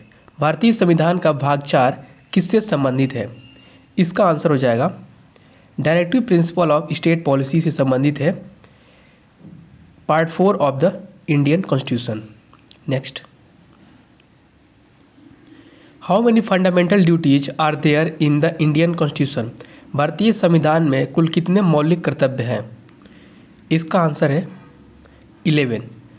भारतीय संविधान में कुल 11 मौलिक कर्तव्य है। Next, who decides whether a bill is money bill और नॉट। यह कौन तय करता है कि कोई विधेयक धन विधेयक है या नहीं? इसका आंसर हो जाएगा speaker of the Lok Sabha. Lok Sabha का स्पीकर ही तय करता है कोई विधेयक धन विधेयक है या नहीं। वर्तमान में लोकसभा स्पीकर कौन है? Om Birla. Next, which of the following post is not mentioned in the constitution of India. भारतीय संविधान के में निम्नलिखित में से किस पद का उल्लेख नहीं है? इसका करेक्ट आंसर है डेप्यूटी प्राइम मिनिस्टर का उल्लेख नहीं है हमारे संविधान में। ठीक है, उप प्रधानमंत्री का कोई भी उल्लेख नहीं है। Next, the supreme court was established in Kolkata according to the. Calcutta में सर्वोच्च न्यायालय की स्थापना किसके अनुसार की गई थी? इसका करेक्ट आंसर हो जाएगा रेगुलेटिंग एक्ट 1773 के अंतर्गत की गई थी कलकत्ता में सुप्रीम कोर्ट का स्थापना। Next, the chief justice of high court is appointed bye. उच्च न्यायालय के मुख्य न्यायाधीश की नियुक्ति कौन करता है? इसका आंसर है प्रेसिडेंट। उच्च न्यायालय के मुख्य न्यायाधीश की नियुक्ति प्रेसिडेंट के द्वारा की जाती है, राष्ट्रपति के द्वारा की जाती है। वर्तमान में राष्ट्रपति कौन है? रामनाथ कोविंद। नेक्स्ट, वर्तमान में चीफ जस्टिस ऑफ इंडिया कौन है? एन.वी. रमन्ना। ये भी ध्यान रखना आप लोग को। अगला question, consider the following statements regarding directive principle of state policy. राज्य के नीति निर्देशक तत्वों के संबंध में निम्नलिखित कथनों पर विचार करें। इसका देखते हैं। पहला ऑप्शन क्या है? इट एस्टेब्लिशेज सोशल डेमोक्रेसी, सही है। दूसरा है इट एस्टेब्लिशेज पॉलिटिकल डेमोक्रेसी, यह राजनीतिक लोकतंत्र की स्थापना करता है, ये भी सही है। तीसरा है इट एस्टेब्लिशेज इकोनॉमिक डेमोक्रेसी, यह आर्थिक लोकतंत्र की स्थापना करता है, ये भी सही है। इसका मतलब इसका करेक्ट आंसर हो जाएगा option D, all of the above. अगला क्वेश्चन देखिए, right to property is a, संपत्ति का अधिकार क्या है? इसका आंसर है legal right. Right to property is a legal right, कानूनी अधिकार है। पहले यह फंडामेंटल राइट हुआ करता था, लेकिन इसे बाद में लीगल राइट कर दिया गया। Next, which of the following is not a fundamental right. निम्नलिखित में से कौन एक मौलिक अधिकार नहीं है? इसका आंसर हो जाएगा राइट टू प्रॉपर्टी, संपत्ति का अधिकार। अभी मैंने बताया राइट टू प्रॉपर्टी अब फंडामेंटल राइट नहीं है। Next, NABARD establishment is based on the recommendation of which committee. NABARD की स्थापना किस समिति की सिफारिश पर आधारित है? इसका आंसर हो जाएगा शिवरमन कमेटी पर बेस्ड है नाबार्ड की स्थापना। नाबार्ड का मुख्यालय कहाँ पर है? मुंबई, महाराष्ट्र में स्थित है। नाबार्ड का फुल फॉर्म क्या होता है? National bank for rural and development. Next, the question hour in the parliament means what. संसद में प्रश्नकाल का क्या अर्थ है? इसका आंसर हो जाएगा दोनों सदनों के बैठक का पहला घंटा। दोनों सदनों की बैठक का पहले घंटे को बोला जाता है क्वेश्चन आर। अगला क्वेश्चन देखिए, controller and auditor general of India is appointed by. Bharat के नियंत्रक एवं महालेखा परीक्षक की नियुक्ति किसके द्वारा की जाती है? इसका आंसर हो जाएगा प्रेसिडेंट के द्वारा की जाती है सीएजी की नियुक्ति, controller and auditor general of India. वर्तमान में सीएजी कौन है? कमेंट बॉक्स में लिख के बताइए। 0R is the working of the Indian parliament means what. शून्यकाल भारतीय संविधान की एक कार्यप्रणाली का क्या अर्थ है? इसका आंसर हो जाएगा interval between question hour and next agenda is called 0R। दोस्तों, वीडियो इन्फॉर्मेटिव लग रही हो तो वीडियो को प्लीज़ लाइक करें, जितना हो सके शेयर करें, जिससे बाकी लोग भी जुड़ सकें। और चैनल पे नए हैं आप लोग, चैनल को सब्सक्राइब जरूर करें, साथ में बेल आइकन प्रेस कर दें, जिससे आपको नोटिफिकेशन मिलती रहे, क्योंकि ऐसी वीडियो आपके लिए मैं डेली लाता रहता हूँ। देखते हैं अगला question, if a panchayat is dissolved elections are to be held within. यदि कोई पंचायत भंग हो जाती है तो कितने महीने के भीतर चुनाव हो जाने चाहिए? इसका करेक्ट आंसर हो जाएगा 6 मंथ्स के अंदर चुनाव हो जाना चाहिए। अगला क्वेश्चन देखिए, in India the first municipal corporation was set up in which of the following. Bharat में प्रथम नगर निगम की स्थापना निम्नलिखित में से किसके द्वारा की गई थी? इसका आंसर हो जाएगा मद्रास में की गई थी भारत में प्रथम नगर निगम की स्थापना। अगला क्वेश्चन देखिए, in India who is the chairman of the national water resource council. Bharat में राष्ट्रीय जल संसाधन परिषद के अध्यक्ष कौन है? इसका करेक्ट आंसर हो जाएगा प्राइम मिनिस्टर। भारत में राष्ट्रीय जल संसाधन परिषद के अध्यक्ष हैं प्राइम मिनिस्टर, मीन्स वर्तमान में कौन हो जाएंगे? प्रधानमंत्री Narendra Modi. Next, the 9th schedule to the Indian constitution was added by. भारतीय संविधान की 9वीं अनुसूची किसके द्वारा जोड़ी गई थी? इसका आंसर है फर्स्ट अमेंडमेंट में ऐड की गई थी क्या? 9th schedule. अगला क्वेश्चन देखिए, the resolution for removing the vice president of India can be moved in the. Bharat के उपराष्ट्रपति को हटाने का प्रस्ताव कहाँ पेश किया जा सकता है? इसका आंसर हो जाएगा राज्यसभा में किया जा सकता है वाइस प्रेसिडेंट को हटाने का प्रस्ताव। नेक्स्ट,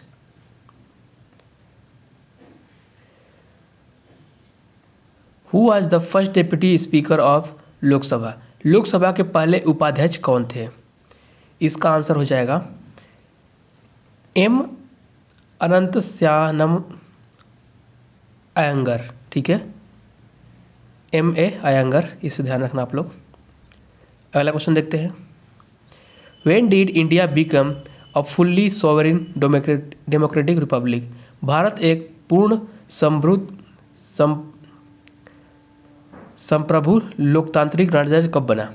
इसका आंसर हो जाएगा 26 जनवरी 1950। ठीक है, फुल्ली सोवरेन डेमोक्रेटिक रिपब्लिक बन गया इंडिया। इसे गणतंत्र दिवस के रूप में मनाया जाता है। अगला क्वेश्चन देखिए, कुछ पॉइंट्स है।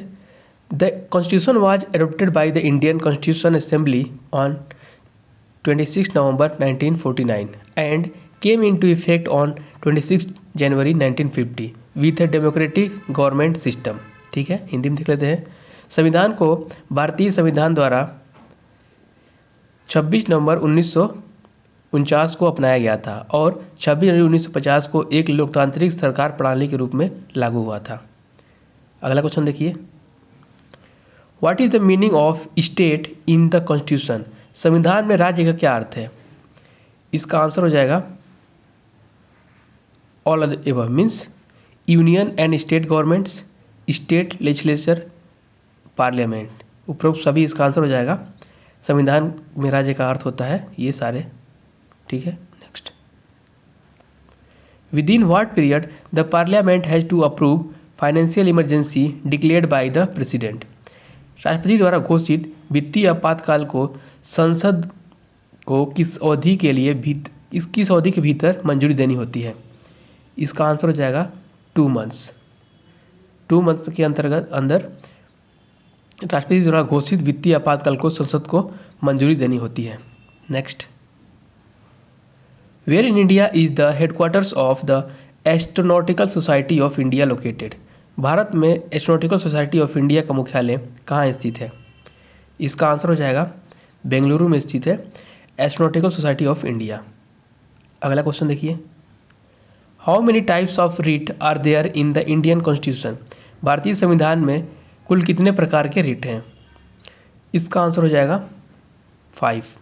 भारतीय संविधान में कुल कितने रिट हैं? 5 है। कौन कौन से हैं देख लेते हैं। पहला है हबीस कॉर्पस, दूसरा है मैंडेमस, तीसरा है प्रोहिबिशन, चौथा है सर्टियोरी और पांचवा है क्यू वारंटो। ध्यान रखना आप लोग, एग्जाम में क्वेश्चन आ जाता है। Which among the following schedules of the Indian Constitution related with the distribution of power between the Union and States? भारतीय संविधान की निम्नलिखित अनुसूचियों में से कौन संघ और राज्यों के बीच शक्तियों के विवरण से संबंधित है? इसका आंसर हो जाएगा शेड्यूल 7 भारतीय is related to the distribution of powers between centre and states. Next, When did the first amendment of Indian Constitution take place? भारतीय संविधान का पहला संशोधन कब हुआ था? इसका आंसर हो जाएगा 18 जून 1951 को भारतीय संविधान का पहला संशोधन किया गया था। Next question, equal opportunity in matters of public employment is guaranteed under which article? सार्वजनिक रोजगार के मामलों में समान अवसर की गारंटी किस अनुच्छेद के तहत दी गई है? इसका आंसर हो जाएगा आर्टिकल 16 के अंतर्गत दी गई है equal opportunity in matters of public employment.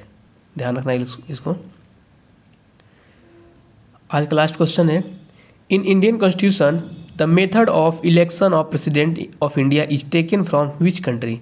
भारतीय संविधान में भारत के राष्ट्रपति के चुनाव की पद्धति किस देश से ली गई है? इसका आंसर हो जाएगा आयरलैंड से ली गई है। आज का पहला क्वेश्चन है, Which of the following word has not been written in the preamble of Indian Constitution? निम्नलिखित में से कौन सा शब्द भारतीय संविधान की प्रस्तावना में नहीं लिखा गया है? इसका आंसर है Indians. Sovereign, socialist and democratic ये आपको प्रस्तावना मिल जाएंगे, बट इंडियंस प्रस्तावना में कहीं नहीं लिखा गया है। ठीक है, प्रस्तावना मीन्स प्रियम्बल। ठीक है, next. K M Munshi was related to, K M Munshi का संबंध किससे था? इसका करेक्ट आंसर है कॉन्स्टिट्यूशन ड्राफ्ट कमेटी से संबंधित है केएम मुंशी। ठीक है, संविधान मसौदा समिति के संबंधित है K M Munshi. Next. Which year is related to Berubari case, Berubari कांड किस वर्ष हुआ था? इसका आंसर हो जाएगा 1960 में हुआ था बेरुबारी केस। अगला क्वेश्चन देखिए, what is the true meaning of secular, धर्मनिरपेक्ष का सही अर्थ क्या है? इसका करेक्ट आंसर है all religions are equal in the eyes of the government, that is called secular. Hindi में इसको क्या बोलते हैं? सरकार की नज़र में सभी धर्म समान है, यही धर्मनिरपेक्ष कहलाता है। अगला क्वेश्चन देखिए,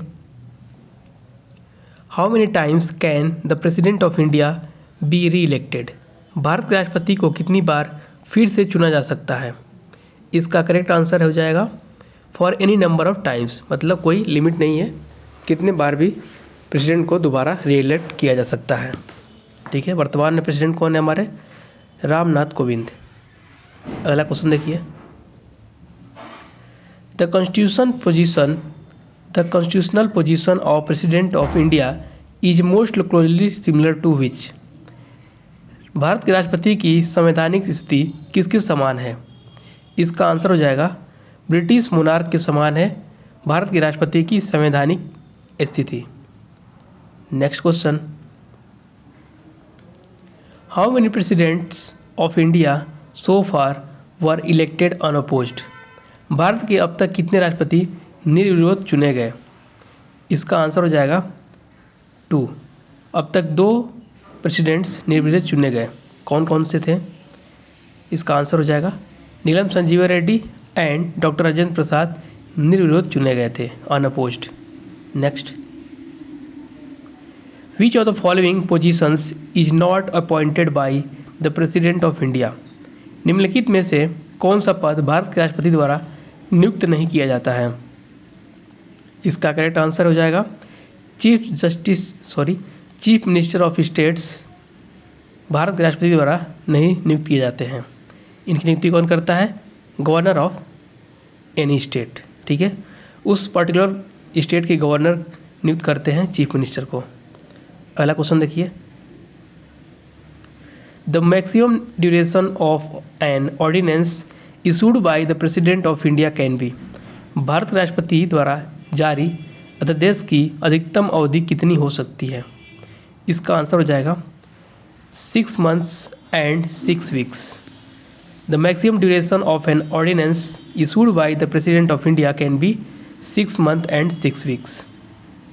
अधिकतम 6 महीने और 6 हफ्ते हो सकती हैं। Next, who is the supreme commander of Indian armed forces, भारतीय सशस्त्र बलों के सर्वोच्च कमांडर कौन है? इसका आंसर हो जाएगा प्रेसिडेंट। राष्ट्रपति को भारतीय सशस्त्र बलों का सर्वोच्च कमांडर कहा जाता है। अगला क्वेश्चन देखिए, who was the president of India at the time of emergency in 1975, 1975 में आपातकाल के समय भारत के राष्ट्रपति कौन थे? इसका करेक्ट आंसर है Fakhruddin Ali Ahmed was the president of India at the time of emergency in 1975। 1975 में जब आपातकाल लगा था उस समय भारत के राष्ट्रपति थे फखरुद्दीन अली अहमद। अगला क्वेश्चन देखिए, how many persons from the Anglo Indian community can be nominated by the governor in the case of non representation in legislative assembly, Vidhan Sabha में गैर प्रतिनिधित्व के मामले में राज्यपाल द्वारा एंग्लो इंडियन समुदाय के कितने व्यक्तियों को नामित किया जा सकता है? इसका आंसर हो जाएगा 1। अगला क्वेश्चन देखिए, from which date the 73rd constitutional amendment act came into force, 73वां संविधान संशोधन अधिनियम किस तारीख को लागू हुआ?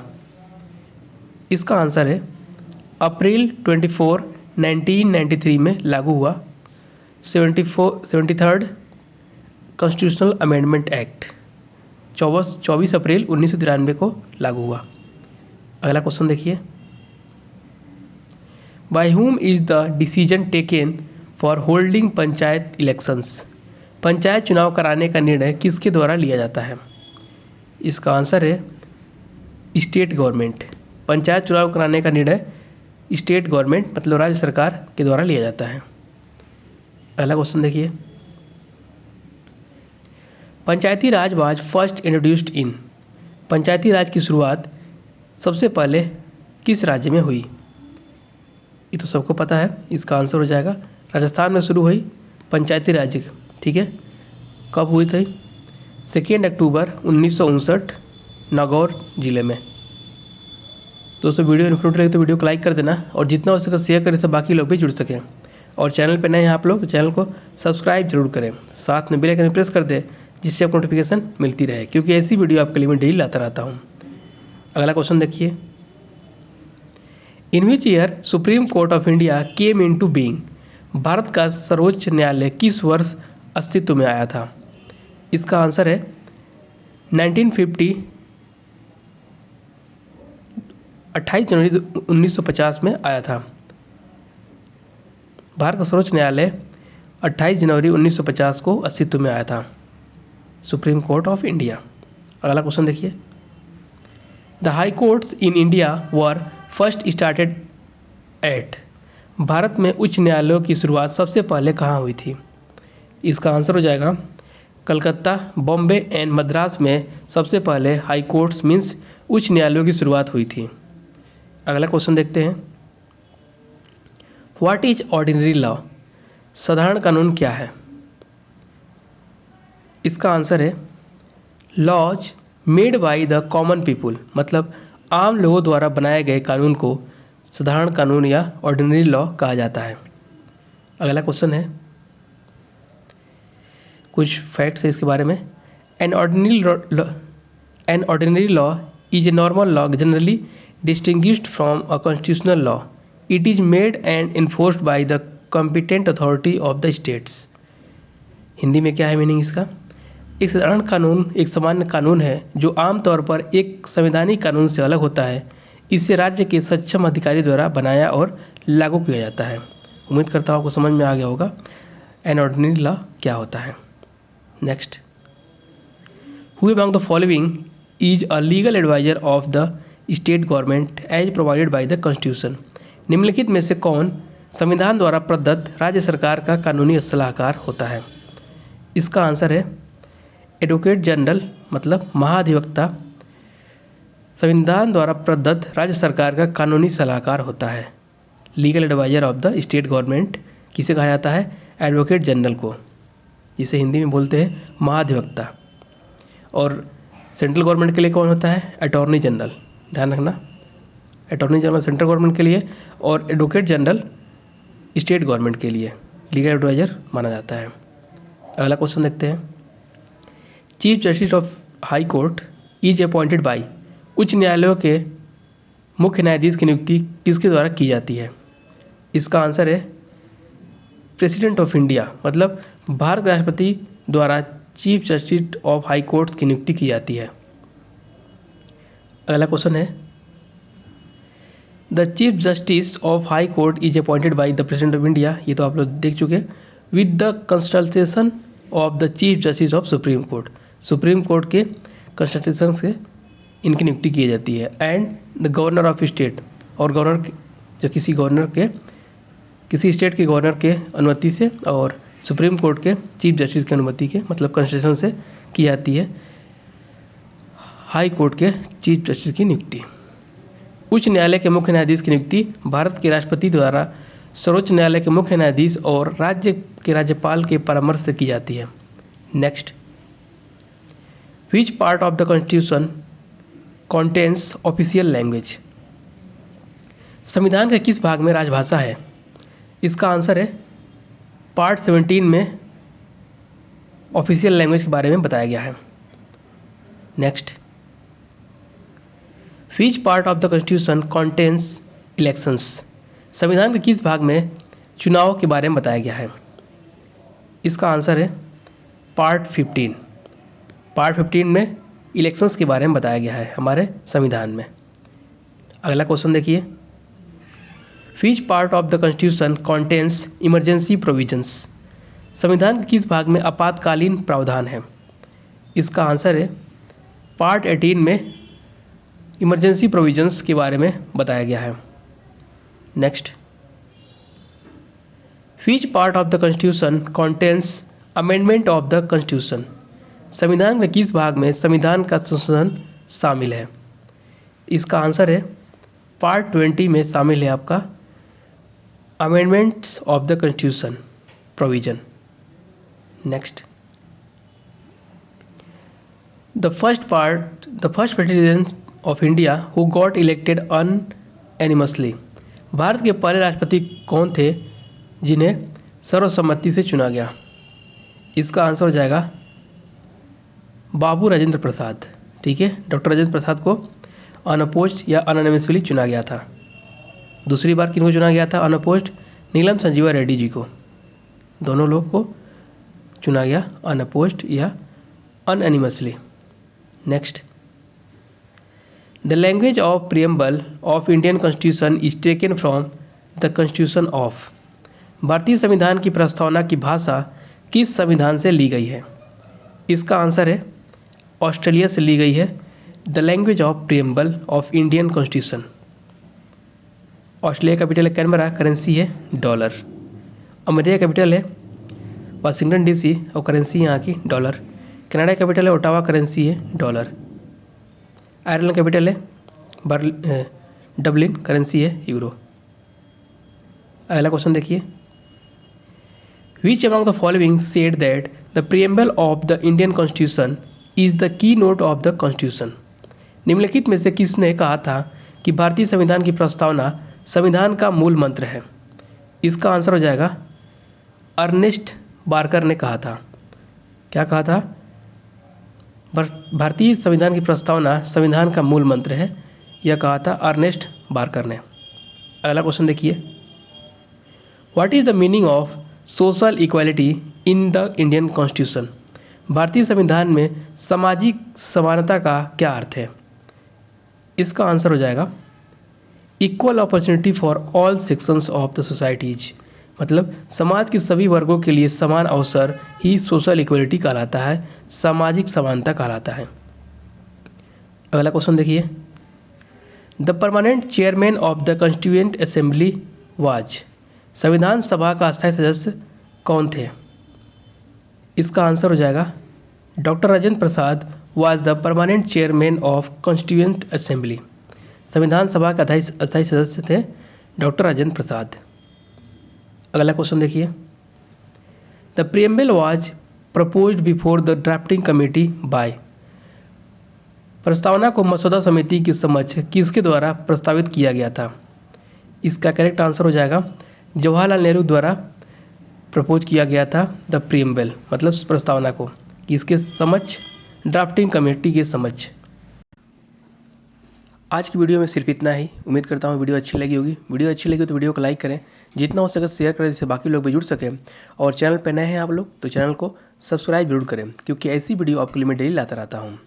इस वीडियो का फ्री PDF आपको टेलीग्राम चैनल मिल जाएगा। टेलीग्राम चैनल का लिंक डिस्क्रिप्शन बॉक्स में दिया गया है। यदि आपको प्रीवियस वीडियोस देखनी हो तो प्लेलिस्ट में जाकर चेक कर सकते हैं। प्लेलिस्ट में आपको सारी वीडियोस का लिंक मिल जाएगा। प्लेलिस्ट का नाम है NBS रिक्रूटमेंट 2022। वीडियो कैसी लगी कमेंट बॉक्स में जरूर बताएं। तब तक के लिए धन्यवाद। All the best.